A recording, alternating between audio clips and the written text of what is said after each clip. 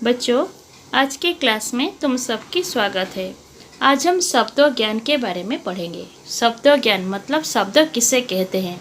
लड़का, मैं, अच्छा, दौड़ेंगे और ये सब एक एक शब्द है। शब्द एक या एक से अधिक ध्वनियों का समूह होता है जिससे कुछ न कुछ अर्थ निकलता है। बेकारी और अभिकारी शब्द। शब्द मुख्यतः दो प्रकार के होते हैं, एक बेकारी शब्द और दो अभिकारी शब्द। जिन शब्दों के रूपों में परिवर्तन होता है उन्हें बेकारी शब्द कहते हैं। बेकारी शब्द चार प्रकार के होते हैं, संज्ञा, सर्वनाम, विशेषण और क्रिया। संज्ञा शब्द का कुछ उदाहरण है लड़का, लड़के, लड़की, ये सारे शब्द संज्ञा है। सर्वनाम का कुछ उदाहरण मैं, मुझ, मेरा, मेरी। वैसे विशेषण शब्द का कुछ उदाहरण है अच्छा, अच्छे, अच्छी। क्रिया शब्द का उदाहरण दौड़ता, दौड़े, दौड़, दौड़ी, दौड़ेगा। जिन शब्दों के रूपों में परिवर्तन नहीं होता उन्हें अभिकारी शब्द कहते हैं। इनका दूसरा नाम अव्यय है, जैसे उदाहरण और, किंतु, भी, लेकिन, तेज, नहीं, हमेशा, बहुत, के बदले, वाव आदि। अब हम संज्ञा के बारे में पढ़ेंगे। भारत में अनेक दर्शनीय स्थान है। कश्मीर की सुंदरता भुलाई नहीं जाती। यहाँ बड़ो बड़ो झीलें हैं। हमारा दल वहाँ गया था। वहाँ बहुत फल मिलते हैं।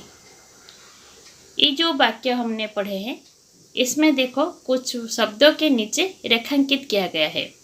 इन वाक्यों में भारत, सुंदरता, झीलें, दल, फल क्रमशः देश विदेश, भाव विशेष, स्थान विशेष, समूह विशेष और पद विशेष का नाम होता है। इन्हें संज्ञा कहते हैं। जैसे देखो भारत एक देश का नाम है, सुंदरता, सुंदरता एक भाव का नाम है, झीलें, झीलें मतलब झील एक स्थान का नाम है, दल, दल समूह का नाम है मतलब समूह जो ग्रुप में रहते हैं दल, फल एक पदार्थ का नाम है। ये सारे चीजें संज्ञा शब्द कहलाते हैं। जिस शब्द से किसी प्राणी, वस्तु, स्थान, देश या भाव विशेष के नाम का बोध होता है उसे संज्ञा कहते हैं। संज्ञाएं 5 प्रकार के होते हैं। एक व्यक्तिवाचक संज्ञा। पहले हम जानेंगे व्यक्तिवाचक संज्ञा किसे कहते हैं। जिस शब्द से व्यक्ति, पशु, पक्षी, वस्तु आदि के नाम का बोध होता है उसे व्यक्तिवाचक संज्ञा कहते हैं। जैसे उदाहरण देखो, व्यक्तियों के नाम मोहन, मंजू, इकबाल, एरिक। देशों के नाम भारत, अमेरिका, चीन, अफ्रीका आदि। नदियों के नाम महानदी, गंगा, कावेरी, नर्मदा। दिनों, महीनों, पर्वों आदि के नाम सोमवार, कार्तिक, जनवरी, दशहरा, क्रिसमस आदि। और नंबर 2 में जातिवाचक संज्ञा। जिस शब्द से व्यक्ति, वृत्ति, पशु, पक्षी, वस्तु आदि की पूरी जाति का बोध होता है उसे जातिवाचक संज्ञा कहते हैं। जैसे उदाहरण देखो, व्यक्ति लड़का, लड़की, युवक, औरत, मर्द, मूर्ति, शिक्षक, हलवाई, मंत्री, बढ़ई आदि। पशु पक्षी के नाम बाघ, भालू, हिरन, कोयल, कौवा। ऐसे वस्तुओं के नाम मकान, कुर्सी, घड़ी, पहाड़, नदी, जंगल आदि। अब नंबर 3 में द्रव्यवाचक संज्ञा। जिस शब्द से किसी पदार्थ या द्रव्य का बोध होता है उसे द्रव्यवाचक संज्ञा कहते हैं। जैसे उदाहरण दूध, पानी, पेट्रोल, सोना, लोहा, कोयला, लकड़ी, कागज, चीनी, आटा, घास आदि। नंबर 4 समूहवाचक संज्ञा। जिस शब्द से किसी समूह या समुदाय का बोध होता है उसे समूहवाचक संज्ञा कहते हैं।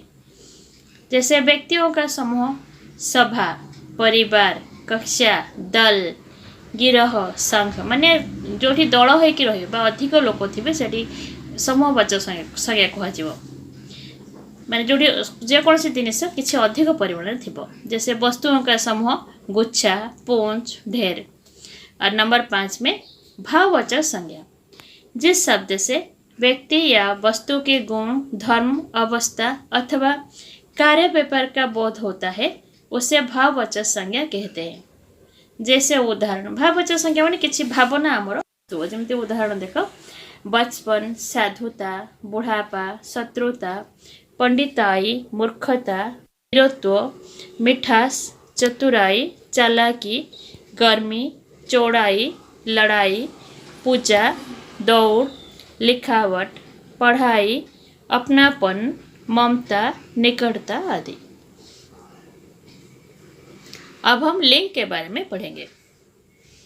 बालक पढ़ता है, घोड़ा दौड़ता है, लड़की नाचती है, परीक्षा चल रही है। इन वाक्यों में बालक और घोड़ा शब्द पुल्लिंग है एवं लड़की और परीक्षा शब्द स्त्रीलिंग है। संज्ञा की जिस रूप से उसके स्त्री अथवा पुरुष होने का बोध होता है उसे लिंग कहते हैं। हिंदी में लिंग दो प्रकार के होते हैं, एक पुल्लिंग और दूसरा स्त्रीलिंग। संज्ञा की जिस रूप से पुरुष जाति का बोध होता है उसे पुल्लिंग कहते हैं। जैसे उदाहरण लड़का कुत्ता कौवा राजा पति आदि। संज्ञा के जिस रूप से स्त्री जाति का बोध होता है उसे स्त्रीलिंग कहते हैं। जैसे उदाहरण लड़की बिल्ली कोयल मक्खी आदि। हिंदी में अप्राणीवाचक संज्ञाएं भी पुल्लिंग या स्त्रीलिंग में होते हैं। जैसे पुल्लिंग संज्ञाएं देशों पहाड़ों और समुद्रों के नाम। जैसे उदाहरण भारत चीन कोरिया हिमालय सातपुड़ा अरब सागर हिंद महासागर। समय के भागों महीनों और दिनों के नाम। जैसे उदाहरण वर्ष सप्ताह आषाढ़ सावन सोमवार शुक्रवार। नंबर 3 वृक्षों के नाम। ये सारे पुल्लिंग संज्ञाएं हैं। वृक्षों के नाम आम वट पीपल चीड़ नीम अशोक आदि। अपवाद अपवाद के मतलब ये वृक्षों के नाम होते हुए भी ये पुल्लिंग नहीं ये स्त्रीलिंग शब्द है। जो अपवाद में जो नाम लिखा है जैसे इमली सुपारी नारंगी मोलश्री ये सारे वृक्षों के नाम फिर भी ये स्त्रीलिंग है। अनाजों के नाम गेहूं धान उड़द चावल बाजरा चना ये पुल्लिंग है मगर जो अपवाद में लिखा है ये सारे अनाज स्त्रीलिंग में जाते हैं। जैसे मूंग मसूर मटर कुल्थी अरहर ये स्त्रीलिंग है। नंबर 5 द्रव्य पदार्थ के नाम घी दूध पानी तेल शरबत इत्र। अपवाद में जो लिखा है छाछ लस्सी चाय काफी शाही ये स्त्रीलिंग है। नंबर 6 में ग्रहों के नाम चंद्र रवि मंगल बुध बृहस्पति शुक्र शनि ये पुल्लिंग शब्द है मगर जो अपवाद में है पृथ्वी स्त्रीलिंग शब्द है। धातुओं के नाम सोना कांसा पीतल ये पुल्लिंग है मगर चांदी स्त्रीलिंग है। रत्नों के नाम हीरा मोती नीलम मूंगा ये पुल्लिंग शब्द है। अब स्त्रीलिंग के बारे में पढ़ेंगे। नदियों और झीलों के नाम जैसे उदाहरण गंगा महानदी रुसुकुल्या चिलिका ये स्त्रीलिंग शब्द है। तिथियों के नाम दूज तीज अमावस्या पूर्णिमा ये स्त्रीलिंग शब्द है। भाषाओं के नाम हिंदी ओडिया संस्कृत अंग्रेजी। भोजन और मसालों के नाम रोटी पूड़ी खीर खिचड़ी जलेबी ये स्त्रीलिंग है। इलायची मगर जो अपवाद में लिखा है लड्डू हलवा बादाम ये पुल्लिंग शब्द है। हिंदी में शब्द का लिंग जान लेना जरूरी है। लिंग शब्दों के रूपों और प्रयोग से स्पष्ट होता है। अब पढ़ेंगे लिंग परिवर्तन के कुछ नियम। लिंग परिवर्तन पुल्लिंग से स्त्रीलिंग निम्नलिखित नियमों से होता है। जैसे अकारांत के अ के स्थान पर ई जोड़कर। जैसे उदाहरण पुत्र पुत्री हिरण हिरणी देवी कबूतर कबूतरी। यहाँ अकारांत के स्थान पर ई का जोड़ हो गया। नंबर 2 कुछ अकारांत शब्दों को आकारांत करके। जैसे उदाहरण देखो तनुज तनुजा छात्र छात्रा शिष्य शिष्या सुत सुता अनुज अनुजा श्याम श्यामा।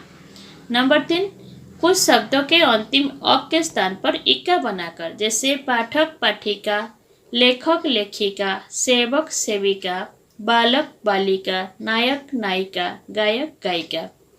नंबर 4 में आकरण शब्द में कभी ई और कभी या जोड़कर, जैसे उदाहरण देखो, घोड़ा घोड़ी, लड़का लड़की, बच्चा बच्ची, कुत्ता कुतिया, बूढ़ा बुढ़िया, लोटा लुटिया। यहाँ कहीं ई का प्रयोग हुआ है या कहीं यह का भी प्रयोग हो गया है। नंबर 5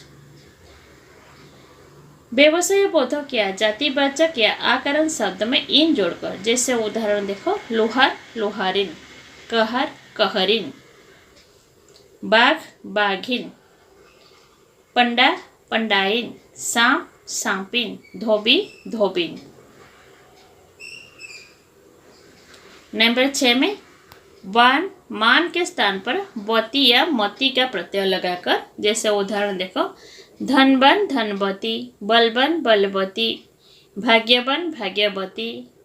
वती का प्रयोग हो गया, वैसे मती का भी प्रयोग हुआ है, देखो, बुद्धिमान बुद्धिमती, आयुष्मान आयुष्मती, श्रीमान श्रीमती। नंबर 7 संबंधवाचक संज्ञाओं के अंत में आनी जोड़कर, जैसे उदाहरण देखो, सेठ सेठानी, देवर देवरानी, जेठ जेठानी, नौकर नौकरानी, चौधरी चौधरानी, खत्री खतरानी। नंबर 8 कई प्राणीवाचक संज्ञाओं के अंत में नी जोड़कर, जैसे उदाहरण देखो, ऊंट ऊंटनी, मोर मोरनी, हाथी हाथीनी, सिंह सिंहनी, शेर शेरनी, स्यार स्यारनी। नंबर 9 कुछ शब्द के अंत में आइन जोड़कर, जैसे उदाहरण देखो, बाबू बाबू आइन, पंडित पंडिताइन, गुरु गुरु आइन, लाला ललाइन। नंबर 10 कुछ पुल्लिंग शब्दों के स्त्रीलिंग शब्द बिल्कुल भिन्न होते हैं, जैसे उदाहरण देखो, पुत्र पुत्र का स्त्रीलिंग शब्द कन्या पुत्री बहू, बेटा बेटा का स्त्रीलिंग बेटी या बहू, वर वधू, पुरुष स्त्री, पिता माता, बाप माँ, भाई बहन या भाभी, राजा रानी, ससुर सास, नर मादा, मर्द औरत, बैल गाय, कवि कवयित्री, युवा युवती, विद्वान विदुषी, दाता दात्री। बच्चों आज के लिए इतना ही। धन्यवाद।